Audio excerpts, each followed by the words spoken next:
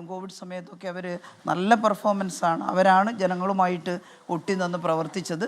അതുകൊണ്ട് അവരെ സംരക്ഷിക്കുന്നതിനാവശ്യമായിട്ടുള്ള തുക കേന്ദ്ര ഗവൺമെൻറ് അനുവദിക്കണം. കേന്ദ്ര ഗവൺമെൻറ് അതിൽ നിന്ന് പിന്മാറിക്കൂടാ. സംസ്ഥാനങ്ങൾ ഇങ്ങനെ ബുദ്ധിമുട്ടിക്കുന്നത് ശരിയല്ല. അതുകൊണ്ട് അവർക്ക് കൊടുക്കാൻ ആവശ്യമായ തുക നിർബന്ധമായും കേന്ദ്ര ഗവൺമെൻറ് തരണം എന്നാണ് പറയുന്നത്. CITUവിൻ്റെ നേതൃത്വത്തിൽ ആശാ വർക്കർമാർ സെൻട്രൽ ഗവൺമെൻറ്റിനെതിരായിട്ടുള്ള സമരം ആരംഭിച്ചിരിക്കുകയാണ്. അവർ നിരവധി തവണ സമരം ചെയ്തുകൊണ്ടിരുന്നിട്ടുണ്ട്. അവരുടെ സമരത്തിൻ്റെ ഭാഗമായിട്ടാണ് അന്ന് ഈ ഓണറേറിയത്തിൽ വർധനവുണ്ടാക്കാൻ നമുക്ക് സാധിച്ചത്. അതുകൊണ്ട് ആ സമരവും നമ്മൾ പരിഗണിക്കണം. സമരം ചെയ്യുന്ന എല്ലാ ആശമാരെയും അവരെ പിന്തുണയ്ക്കുകയാണ്. അവരേത് പാർട്ടി അല്ലെങ്കിൽ ഏത് വിഭാഗം എന്നൊന്നും ഞങ്ങൾ നോക്കുന്നില്ല. സമരം ചെയ്യുന്ന ആശമാരെ പിന്തുണക്കുന്നു. എന്നാൽ ആ സമരം സെൻട്രൽ ഗവൺമെൻറ്റിനോടായിരിക്കണം എന്ന് മാത്രമേ ഞങ്ങൾ ആവശ്യപ്പെടുന്നുള്ളൂ.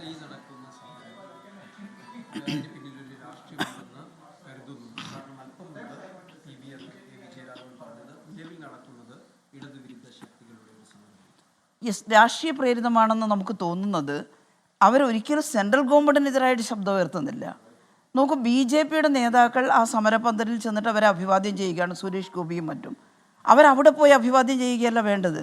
BJPയുടെ MPമാരും BJPയുടെ മന്ത്രിമാരും ഇവിടെ ഇരുന്ന് കേന്ദ്രത്തിലിരുന്ന് ആശമാർക്ക് ആവശ്യമായ ആനുകൂല്യം പ്രഖ്യാപിക്കുകയാണ് വേണ്ടത്. അത് സംസ്ഥാന ഗവൺമെൻറ് നിർബന്ധമായിട്ടും കൊടുക്കുമല്ലോ. അവർ പ്രഖ്യാപിച്ചാൽ ആർക്കെതിരായിട്ടാണ് അവർ സമരം ചെയ്യുന്നത്?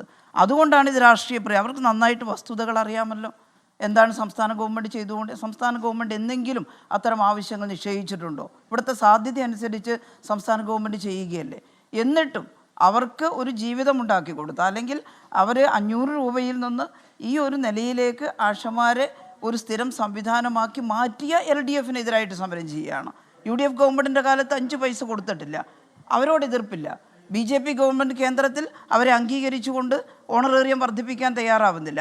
അതിൽ യാതൊരു എതിർപ്പുമില്ല. അവർ സമരം ചെയ്യുന്നത് ആരാണോ അവർക്ക് സുസ്ഥിരമായിട്ടുള്ളൊരവസ്ഥ ഉണ്ടാക്കി കൊടുത്തത് ആ ഗവൺമെൻറ്റിനെതിരായിട്ട് സമരം ചെയ്യുകയാണ്. അതുകൊണ്ടല്ലേ അത് രാഷ്ട്രീയ പ്രേരിതമാണെന്ന് നമുക്ക് തോന്നുന്നത്. ഇത്ര തൊഴിലാളികൾ എന്നുള്ള നിലയ്ക്ക് 21,000 രൂപ ശമ്പളമാണെന്നാണ് അവർ ആവശ്യപ്പെടുന്നത്, വേതന വർധനവ്. അപ്പോൾ കേന്ദ്ര ഗവൺമെൻറ് ഉറപ്പായും ചെയ്യണം. അതിൻ്റെ ബോധ്യം നമുക്കുമുണ്ട്. കേന്ദ്ര ഗവൺമെൻറ് ചെയ്യേണ്ട ബാക്കി അവിടെ നിൽക്കട്ടെ. കേരളം ഇത്ര രൂപ കൂടി ഓണറേറിയം വർദ്ധിപ്പിക്കുന്നു, അത് ഞങ്ങൾ പ്രഖ്യാപിക്കുന്നു പറഞ്ഞ് സമരം തീർക്കാനുള്ള ഇടപെടൽ യഥാർത്ഥത്തിൽ നടത്തേണ്ടതല്ല. നിങ്ങൾ മനസ്സിലാക്കേണ്ടത്, നമ്മളിപ്പോൾ കേരളത്തിൽ ഇടതുപക്ഷ ജനാധിപത്യ മുന്നണി ഗവൺമെൻറ്റാണ് ഭരിക്കുന്നത്. സോഷ്യലിസ്റ്റ് കാഴ്ചപ്പാടുള്ള നിരവധി ആസൂത്രണങ്ങൾ അതുപോലെ സാമൂഹ്യക്ഷേമ നടപടികൾ അവിടെ നടത്തുകയാണ്. പക്ഷെ നമ്മുടെ രാജ്യം ഒരു സോഷ്യലിസ്റ്റ് പാറ്റേണിലല്ല കാര്യങ്ങൾ ചെയ്യുന്നത്. ഇതൊരു ഫെഡറൽ ഭരണ വ്യവസ്ഥയാണല്ലോ.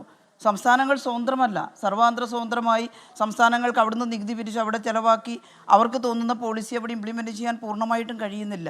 ഒരു മുതലാളിത്ത സാമൂഹ്യ വ്യവസ്ഥയിൽ തുടരുന്ന രാജ്യത്തിനകത്ത് ഇടതുപക്ഷം വന്നാലും കുറേ സാമൂഹ്യക്ഷേമ നടപടികൾ സംസ്ഥാനങ്ങളുടെ റിസ്കിൽ ആരംഭിക്കാമെന്നല്ലാതെ എല്ലാ തൊഴിലാളികൾക്കും മിനിമം വേതനം ഇടതുപക്ഷ കാഴ്ചപ്പാടാണ്. പക്ഷേ അത് നടപ്പിലാക്കാൻ നമ്മുടെ കയ്യിൽ കാശുണ്ടാവണ്ടേ? കാശ് നമുക്ക് സ്വതന്ത്രമായിട്ടുണ്ടാക്കാനും ചെലവഴിക്കാനും കഴിയുന്നതല്ലല്ലോ ഒരു ഫെഡറൽ ഭരണ വ്യവസ്ഥ. ഒരു ഡെമോക്രാറ്റിക് ഫെഡറലിസം ആണെങ്കിൽ അവിടെ നിന്ന് കിട്ടുന്ന നികുതി കാശ് ഇവിടെ വരുമ്പം താഴേക്ക് കൃത്യമായിട്ട് വരികയാണെങ്കിൽ നമുക്ക് കുറേ കൂടി സോഷ്യലിസ്റ്റ് പാറ്റേൺ ഇംപ്ലിമെൻറ്റ് ചെയ്യാൻ സാധിക്കും, നടപ്പിലാക്കാൻ സാധിക്കും. പക്ഷേ ഞങ്ങൾ ആഗ്രഹിച്ചാലും അത്തരത്തിലുള്ള എല്ലാവർക്കും മിനിമം വേതനം, ഇപ്പോൾ പ്രൈവറ്റ് ഹോസ്പിറ്റലൊക്കെ ജോലി ചെയ്യുന്ന നേഴ്സുമാർ, അവർക്ക് മിനിമം വേതനമില്ല. പല മേഖലകളിലും മിനിമം വേതനം നമ്മൾ മുദ്രാവാക്യമായിട്ട് വിളിച്ചെങ്കിലും ആയിട്ടില്ല. ഗവൺമെൻറ് സെക്ടറിലുണ്ട്, അത് ശരിയാണ്.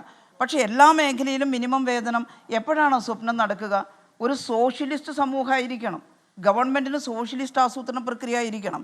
ഇന്ത്യ ഗവൺമെൻറ് നമ്മുടെ കോൺസ്റ്റിറ്റ്യൂഷനിൽ ഭരണഘടനയിൽ സോഷ്യലിസ്റ്റ് ആലേഖനം ചെയ്തിട്ടുണ്ട്.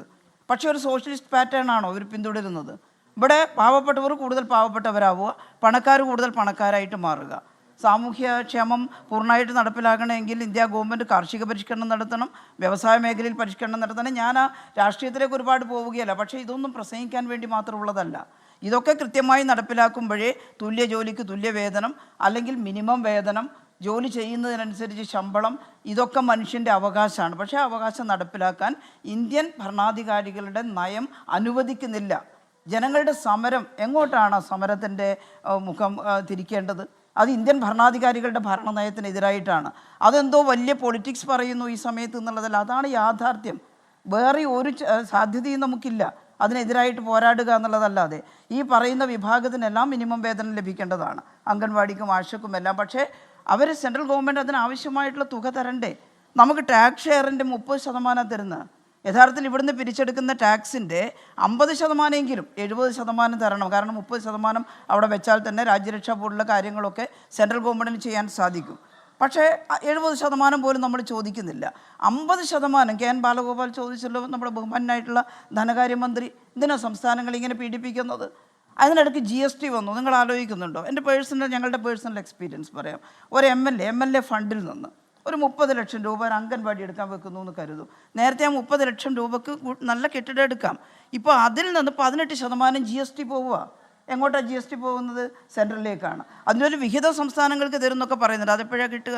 അത് കൃത്യമായിട്ട് കിട്ടുന്നുണ്ടോ? അപ്പോൾ ഈ GST മുഖേന അങ്ങോട്ട് പിടിക്കുക, ടാക്സ് ഷെയർ വെട്ടിക്കുറക്കുക, പദ്ധതി വിഹിതം. ഇപ്പോൾ തൊഴിലുറപ്പ് പദ്ധതി നിങ്ങൾ കണ്ടില്ലേ? 1,25,000 കോടി വെച്ചിട്ട് തുടങ്ങിയതാണ്. ഇപ്പോൾ കഴിഞ്ഞ ബഡ്ജറ്റിൽ 86,000 കോടിയാണ്. അതിൻ്റെ മുൻപത്തെ അതിനകത്ത് നിന്ന് സ്പിൽ ഓവർ എടുത്ത് കളഞ്ഞിട്ട് 20,000 കോടിയോളം മുൻ വർഷത്തെ ഇത് ബാക്കിയാണ് കിട്ടാൻ. 60,000 കോടിയോളം. 1,25,000 കോടിയിൽ നിന്ന് NREGയുടെ എംപ്ലോയ്മെൻറ്റ് റൂറൽ ഗ്യാരണ്ടി ആക്ടിൻ്റെ കാശ് കുറച്ചിട്ട് 60,000 കോടിയിൽ എത്തിച്ചാൽ സംസ്ഥാന ഗവൺമെൻറ് എങ്ങനെയാണ് NREG വർക്കേഴ്സിന് 100 ദിവസത്തെ ജോലി കൊടുക്കുക? നിങ്ങൾ പറയുമ്പം ഒരു പാർട്ടിസാനായിട്ട് പറയരുത് ദയവായിട്ട് ആരും. നമ്മുടെ നാട്ടിലെ യഥാർത്ഥ സ്ഥിതി കണ്ടുകൊണ്ട് എന്തുകൊണ്ടാണ് ഇത് പൊളിറ്റിക്കലാവുന്നത് മനസ്സിലാക്കിയിട്ട്, അല്ലാണ്ട് ഞാൻ CPM വേണ്ടി വാദിക്കുകയോ അല്ലെങ്കിൽ BJPക്കെതിരായിട്ട് വാദിക്കാൻ വേണ്ടി പറയുകയോ കോൺഗ്രസിനെതിരായി അങ്ങനെയല്ലത്. യഥാർത്ഥ വസ്തുത ഇതാണ്. സംസ്ഥാനങ്ങൾക്ക്